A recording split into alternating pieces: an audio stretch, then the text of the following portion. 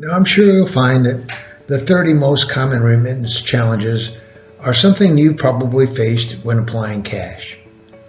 The list is extensive, but there actually are more, but we didn't see them as common daily occurrences.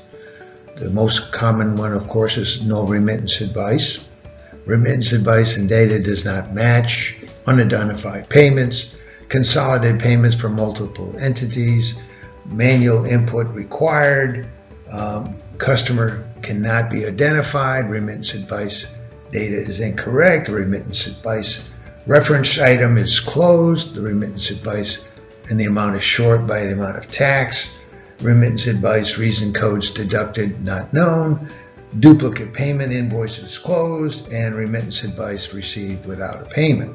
So these are common occurrences, and I'm going to go on to the next page, but before I do, I did not prioritize these in any specific order. These are remittance questions that came in over time, and we just categorized them as you see. Continuing down the list of common remittance challenges is number 13, lucky number 13, the payments received and there's no open invoice. Remittance research is somebody else's responsibility. The remittance files converting and uploading manually takes a lot of time, and correcting and posting errors. Those happen because of the information not being correct or clear. The remittance deduction is not explained. The remittance references are previously taken from another credit memo. Remittance payment is partial payment. Remittance payment crosses multiple AR applications.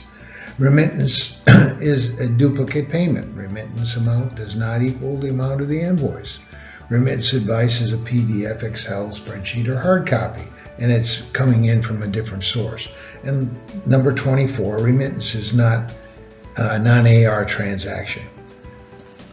I'm going to go on to explain all of these in further tutorials, but I hopefully am capturing some of the reasons that you see, and we will address those. If you have any others, of course, you can contact us, and we'll put them in future tutorials. Thank you. In rounding out the list of the 30 most common remittance challenges are the remittance posting delays, creating a credit allocation or customer satisfaction issue, the remittance coming in from a third-party payment service with or without the proper documentation or reference information, the remittance advice is received from a bankrupt account and it may have been written off, so it's not being found in the open AR.